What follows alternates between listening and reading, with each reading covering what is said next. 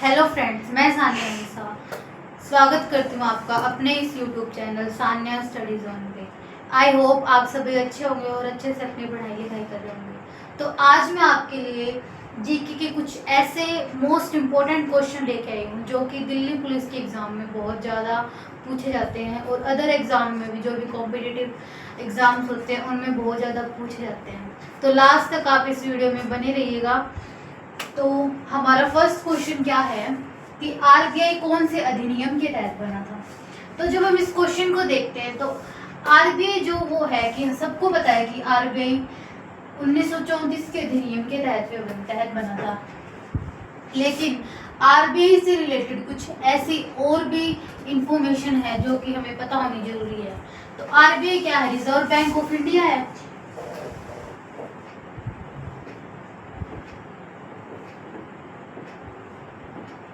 RBI के अगर other name भी हमसे कोई पूछ ले तो आरबीआई के अदर नेम क्या है? सेंट्रल बैंक ऑफ इंडिया,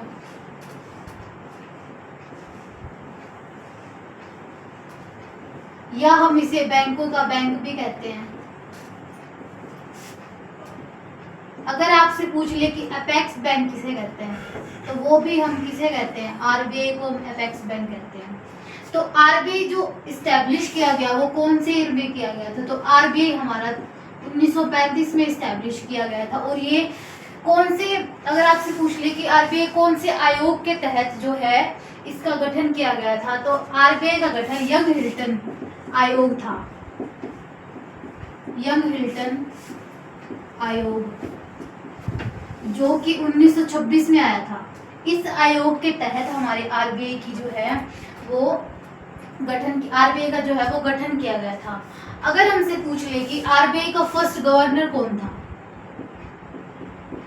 तो आरबीआई का फर्स्ट गवर्नर था सीडी देशमुख। अगर पूछ ले कि आरबीआई का फर्स्ट ब्रिटिश गवर्नर कौन था, तो आरबीआई का जो फर्स्ट ब्रिटिश गवर्नर है वो था ऑसबोर्न स्मिथ।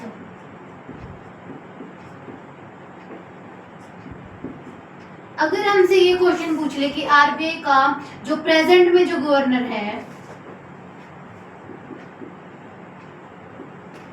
प्रेजेंट में आरबीआई का जो गवर्नर है वो कौन है? तो प्रेजेंट में आरबीआई का गवर्नर है संजय मल्होत्रा।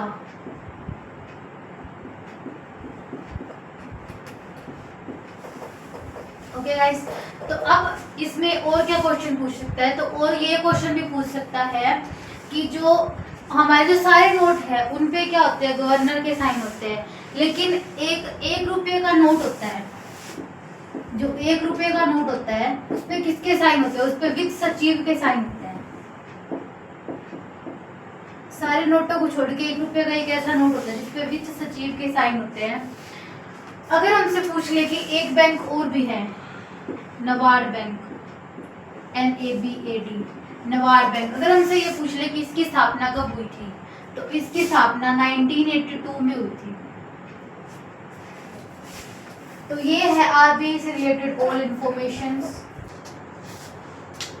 तो हमने आरबीआई के बारे में जाना। तो हमारा सेकंड क्वेश्चन क्या है कि भारत सबसे लंबी सीमा किस देश के साथ साझा करता है? तो हमें 4 ऑप्शन दिए गए हैं, चीन, नेपाल, भूटान और बांग्लादेश। तो भारत के सीमा मतलब लगने की एक ट्रिक होती है, मतलब दूसरे देशों के साथ। तो वो ट्रिक क्या है? 55 MBA।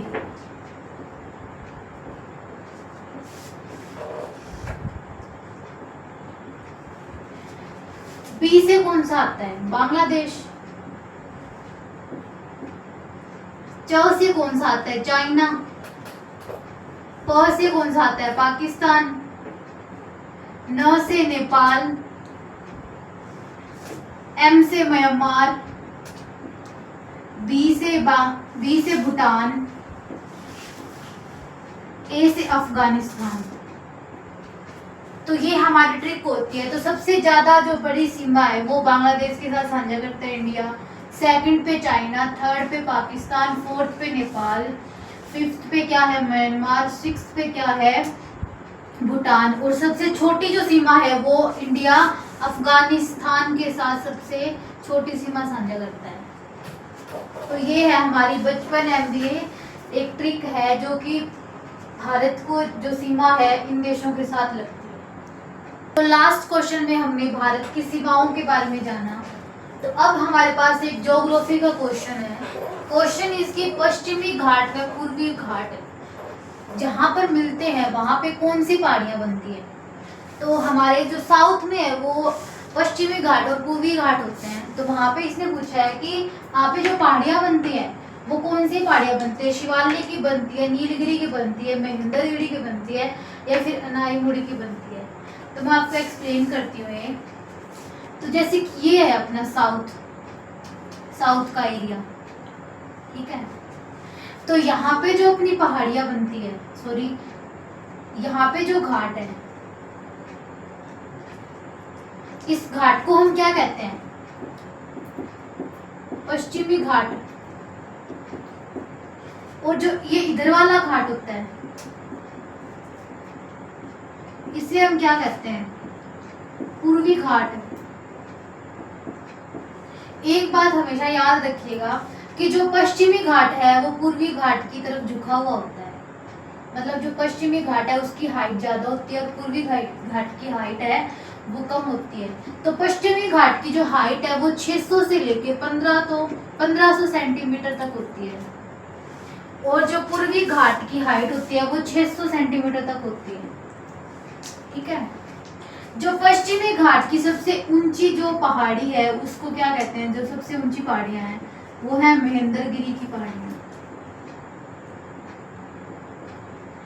और जो पश्चिमी घाट की सबसे ऊंची है उनको क्या कहते हैं, अनाईमुड़ी, ठीक है। अब यहाँ पे क्या है, हमारा केरल है और यहाँ पे क्या है, तमिलनाडु। तो जब लास्ट यहाँ पे पूछा है कि जहाँ पे पूर्वी घाट और पश्चिमी घाट जहाँ पे मिलते हैं तो वहां पे हमारी कौन सी पहाड़ियां बनती है, तो वहां पे हमारी नीलगिरी की पहाड़ियां बनती है।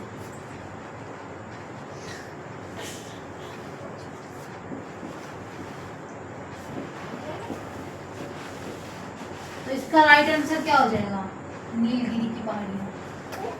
तो लास्ट क्वेश्चन में हमने साउथ की पहाड़ियों के बारे में जाना था। तो अब हमारे सामने एक क्वेश्चन है कि मैकमोहन जो रेखा है, मैकमोहन लाइन है वो कौन से देशों से बीच से गुजरती है।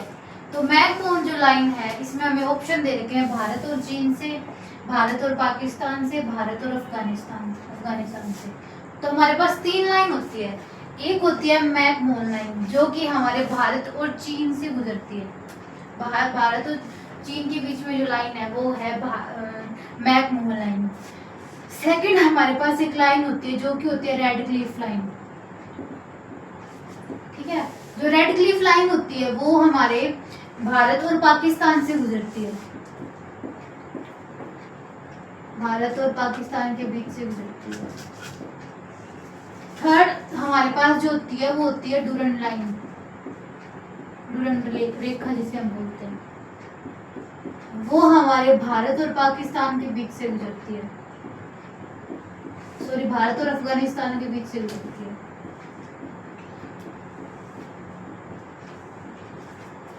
तो ये हमारी 3 लाइंस होती हैं जिनके बारे में हमने जाना अभी। तो लास्ट क्वेश्चन में हमने जो लाइंस है उनके बारे में जाना था, मैकमोहन, डुरंड और रेड क्लिफ लाइन के बारे में। तो हमारा जो नेक्स्ट क्वेश्चन है वो ये है कि भारत रत्न से सम्मानित भारत के पहले जो शहनाई वादक थे, भारत के पहले शहनाई वादक जो है वो कौन थे। तो ऑप्शन दे रखा है अलाउद्दीन खान, पंडित रामनारायण, बिस्मिल्ला खान और MS गोपाल कृष्ण। तो जो भारत रत्न है वो 4 लोगों को मिले थे।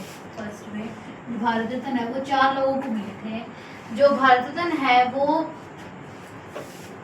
2001 में जो भारत रत्न मिला था, जो शहनाई वादक थे, 2001 में जो भारत रत्न मिला था वो मिला था बिस्मिल्ला खान को, जो कि एक शहनाई वादक थे।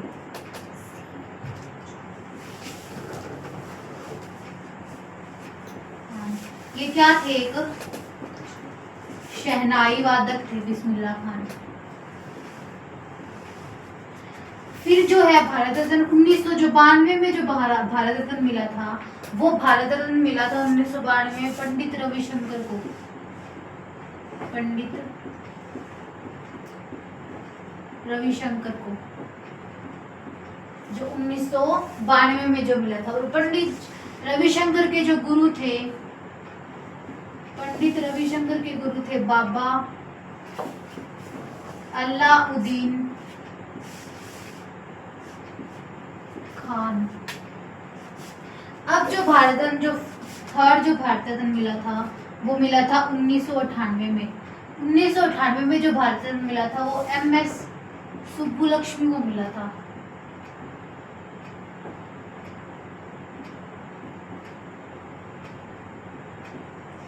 एक भारत रत्न जो मिला था वो 2009 में मिला था।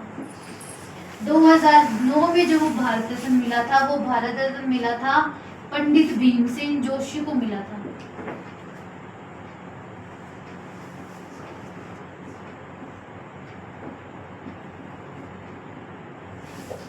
तो ये जो हमारे जो भारत रत्न मिले हुए हैं, एक मिला था 2001 में, एक मिला था 1992 में, एक मिला था 1998 में।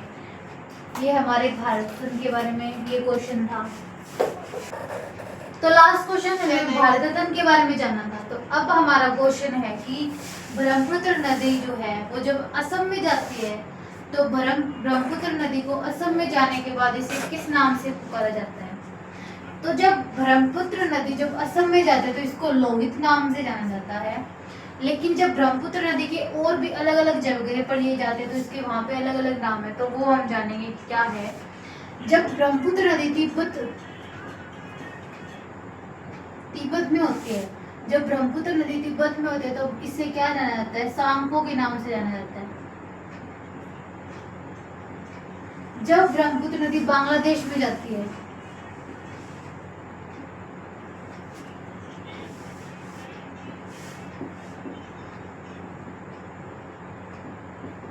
बांग्लादेश में ब्रह्मपुत्र नदी को जमुना के नाम से जानते हैं। अब जब ये नदी जो है अरुणाचल प्रदेश में होती है,